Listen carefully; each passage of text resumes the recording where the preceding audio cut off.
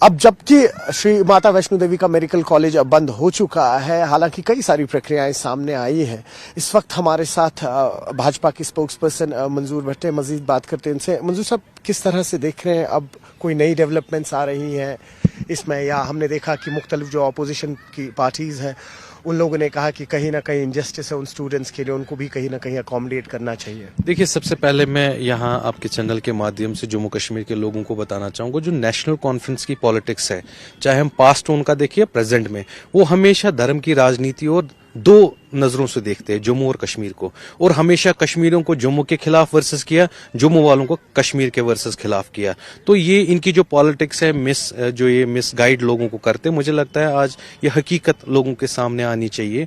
Bharatiya Janata party ने इन 10 सालों में एक नजर से, हमारे प्रधानमंत्री जी ने जम्मू को भी उसी नजर से देखा, कश्मीर में भी, और इन 10 सालों में आप देखते इतनी डेवलपमेंट 10 साल जो हमारी 25 से 35 साल में डेवलपमेंट होनी थी, वो 10 साल में हमारे प्रधानमंत्री जी ने की, अगर हम दो आंखों से या मजहब की राजनीति पे देखते। लेकिन अफसोस का मकाम है, बजाय जो ये इशू था जब ये बना था, अगर सीएम साहब एक पावरफुल अथॉरिटी होती है, स्टेट की हेड होते हैं, तब अगर इस इशू को एड्रेस किया होता शायद ये यहाँ तक नहीं पहुंचा। बहरहाल मेडिकल काउंसिल ऑफ इंडिया ने वहाँ इंस्पेक्शन किया, जो चीजें चाहिए थी, जो एक रूल को जो रूल एक मेडिकल कॉलेज का होता है वो नहीं निकला, उसके कारण कहीं ना कहीं उसको परमिशन कैंसिल की कर दी गई।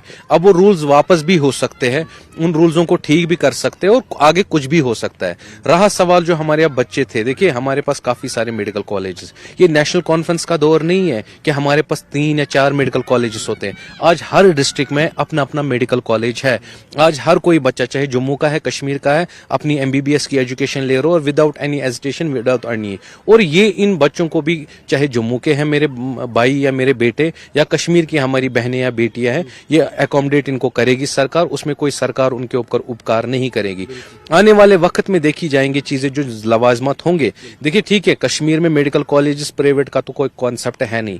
मैं हमारे गृह मंत्री जी, मैं अपने प्रधानमंत्री जी, मैं अपने जो स्वास्थ्य मंत्री जी, उनसे दरख्वास्त करूंगा कि कश्मीर में भी एक प्राइवेटाइज टाइप एक मेडिकल कॉलेज का ये करना चाहिए, यहाँ पर भी मेडिकल कॉलेज खोलना चाहिए। देखिए, जो जम्मू कश्मीर का बच्चा जो जम्मू पढ़ने जाता है, कहीं ना कहीं घर से दूर भी रहता है, और आने जाने का खर्चा भी कोई गरीब होता नहीं उठा पाता है। लेकिन अगर अपने ही इलाके में, अगर जम्मू के बच्चे वो जम्मू में ही एरिया में नजदीक पड़े, एटलीस्ट कम से कम घर वालों के साथ रहेंगे, घर वालों की देखरेख में।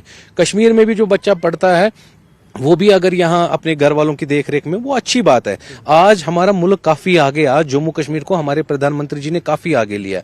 लेकिन अब धीरे धीरे देखिए, एम्स अस्पताल कभी हमने सोचा नहीं था, आज बहुत बड़ा एम्स हॉस्पिटल आपको प्रधानमंत्री जी ने दे दिया, आज मेडिकल कॉलेजेस दे दिए। अब धीरे धीरे थोड़ा वक्त लगेगा, लेकिन अफसोस का मकाम है जब नेशनल कॉन्फ्रेंस इसको मजहब की राजनीति बनाता है, तब दुख होता है। हम जम्मू कश्मीर को एक नजर से देखते हैं, जम्मू अलग नहीं है, कश्मीर अलग नहीं है। अगर जम्मू वाले की परेशानी है ना, ये कश्मीर की है, और कश्मीर में अगर परेशानी है कश्मीरी लोगों को, वो जम्मू वालों को।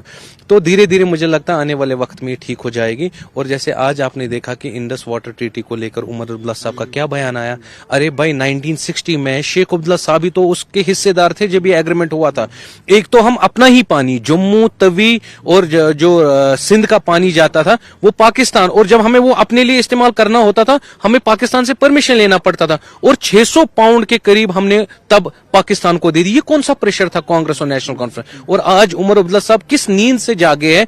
आज वो इस डिसीजन का, जो हमारे प्रधानमंत्री नरेंद्र मोदी जी के द्वारा जो ऑपरेशन सिंदूर चला, जो हमने औकात दिखा दी पाकिस्तान को कि खून और पानी ये एक साथ नहीं बह सकता है। क्या जब मुंबई अटैक हुआ, जब पाकिस्तान ने बेगुनाह लोगों को मुंबई में मारा, तब आपको उमर अब्दुल्ला साहब ये इंडस्ट्री वाटर याद नहीं आया कि हम इनको पानी दे रहे हैं, हम इनको जीवन दे रहे हैं, और जीवन के बदले ये हमारे बेगुनाह लोगों को हिंदुस्तान में मार रहे हैं? अब मोदी जी ने औकात दिखाई है। आज उमर अब्दुल्ला साहब को भी मुझे लगता है यकीन हुआ है कि अगर मुझे चलना है, इस रियासत को चलाना है, तो मुझे भारतीय जनता पार्टी और प्रधानमंत्री नरेंद्र मोदी जी के शाना बशाना जो उनकी पॉलिसीज है उसको समर्थन करना है। बहुत शुक्रिया। न्यूज़ 18 के लिए खान के साथ श्रीनगर से मैं सरोज कफील।